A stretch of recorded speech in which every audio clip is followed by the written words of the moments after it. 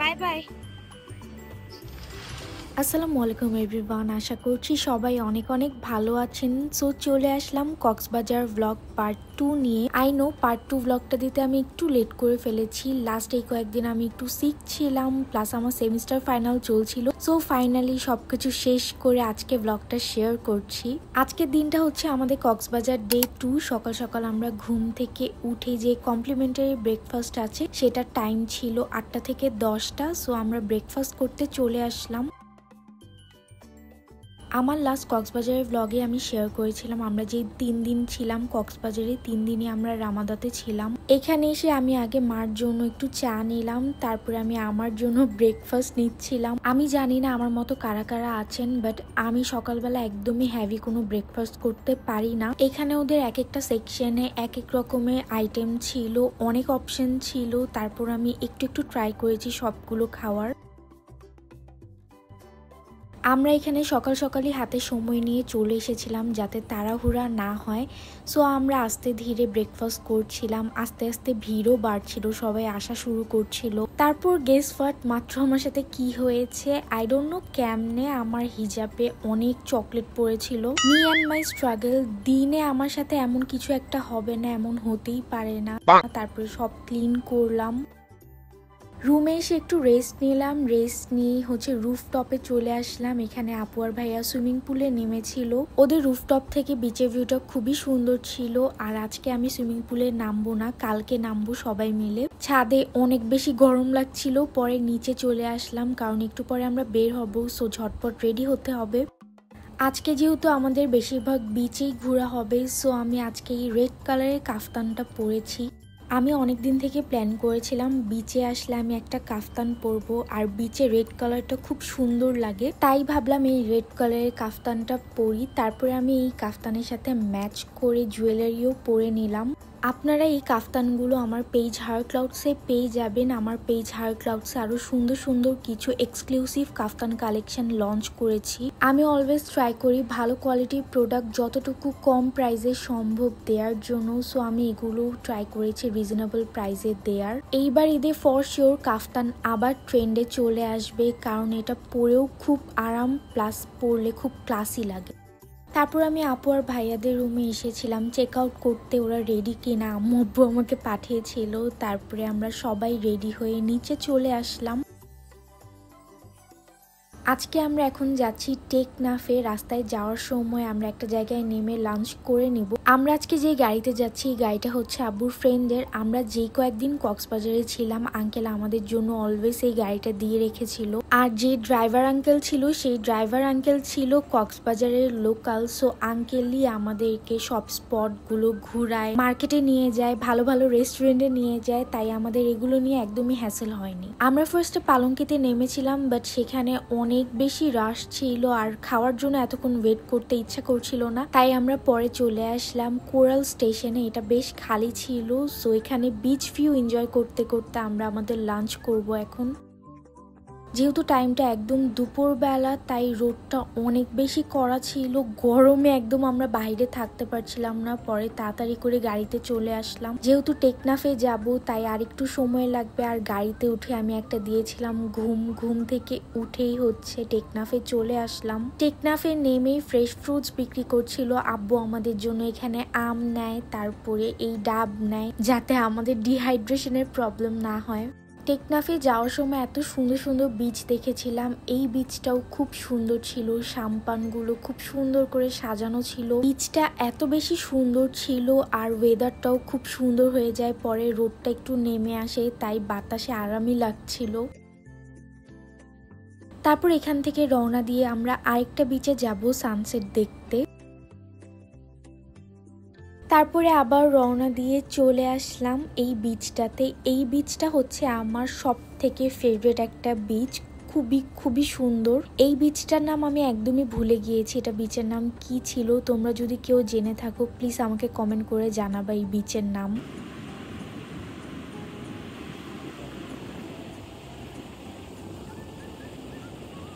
আমরা যখন এসেছিলাম পানিটা আরো অনেক দূরে ছিল, বাট সানসেট হওয়ার সাথে সাথে পানিটাও সামনের দিকে এসে পাথরগুলো ঢেকে যাচ্ছিল।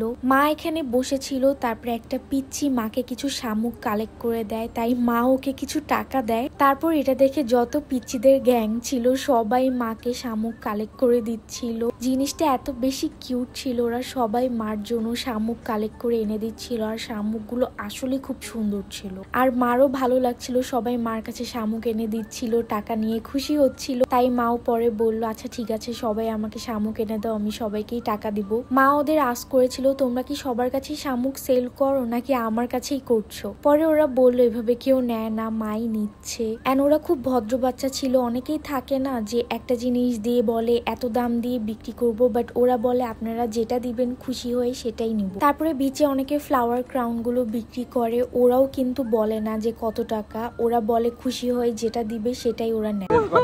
ওর মানি ব্যাগ দেখো,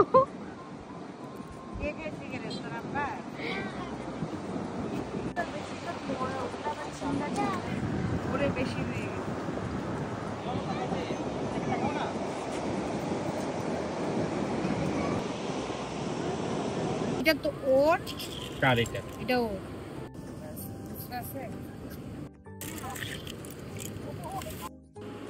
ওই যে আরো আনছে।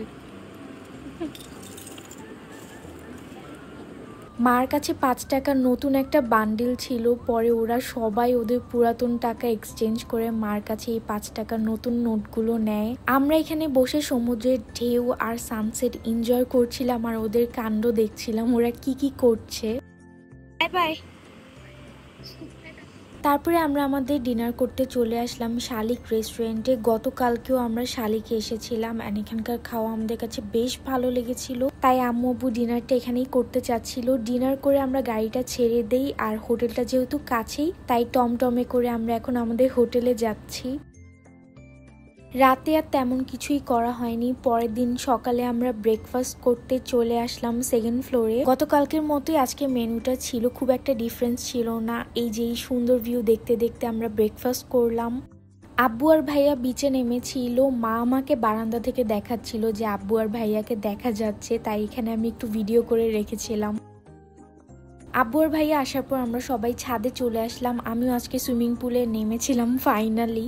আজকেও অনেক বেশি রোদ ছিল, সুইমিং পুলে বেশিরভাগ সবাই পিচি পাচ্চাই ছিল, মজাই লাগছিল ওদেরকে দেখতে।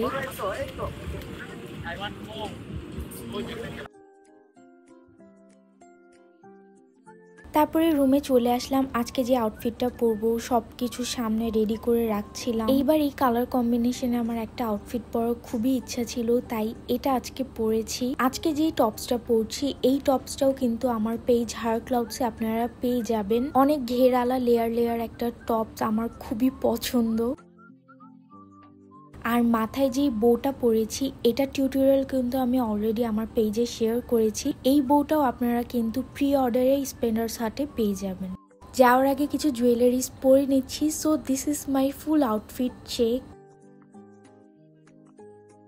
এটাই সবার সাথে একটা স্ন্যাপ নিয়েছিলাম। আমরা এবার আলহামদুলিল্লাহ এত এনজয় করেছি, এরকম পিকচার স্ন্যাপ নেওয়া ভুলেই গিয়েছিলাম। আমি রুমে ভুলে আমার ফ্যানটা রেখে আসি, তাই ফ্যানটা আবার রুম থেকে নিয়ে আসলাম। তারপরে এই যে আমরা আবার বের হয়ে পড়লাম। আগে আমরা লাঞ্চটা আমাদের করে নিব, তারপর লাঞ্চ করে আমরা চলে যাব আজকে রোহিঙ্গা ক্যাম্পে। আব্বু স্পেশালি রোহিঙ্গা ক্যাম্প ভিজিট করতে চাচ্ছিল, তাই আমরা ভাবলাম আগে আমরা রোহিঙ্গা ক্যাম্পের দিকে যাব, তারপর লাঞ্চ করে আমরা কিছু শপিং করব, শপিং করে সানসেট দেখতে যাব।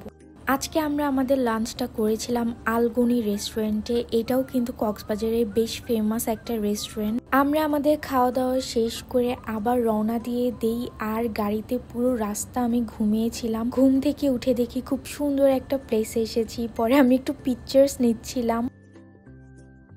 ব্যাক করার সময় আবার এই রাস্তাগুলো দেখছিলাম, আর এগুলো ছিল হচ্ছে রোহিঙ্গা ক্যাম্প, সেখানকার রোহিঙ্গাদের বাজার। আমাদের সাথে আজকে আরেকজন লোকাল ছিল, উনি আমাদেরকে গাইড করে দেখাচ্ছিল সবকিছু, হিস্ট্রি বলছিল যে কেমনে কি হয়েছিল, এখন এখানকার কি অবস্থা।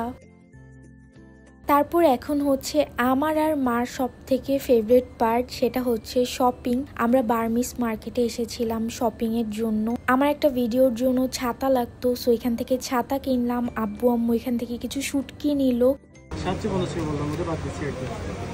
আপু আর ভাইয়া এই যে এখানে শপিং করছিল আচারের, আমরা গাড়ি থেকে বসে বসে দেখছিলাম।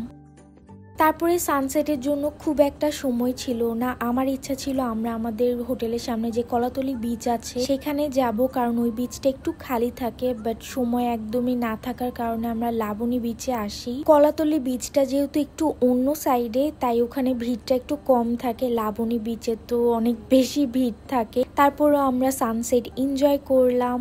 তারপরে সানসেট দেখে আমরা হোটেলে চলে আসলাম। আজকে আমরা ঢাকায় ব্যাক করব, 8:30টায় গাড়ি ছিল। সো রুমে যেয়ে প্যাকিং করতে হবে। তারপরে আমরা প্যাকিং করলাম, নামাজ পড়লাম, নামাজ পড়েই হচ্ছে বের হয়ে পড়লাম। সো এটাই ছিল আমাদের কক্সবাজার ব্লগ। আমি ট্রাই করেছি আপনাদের সাথে বেশ কিছু ইনফরমেশন শেয়ার করতে, যাতে আপনাদের একটু হলেও হেল্প হয়। দেখা হবে নেক্সট ব্লগে। টিল দেন আল্লাহ হাফেজ।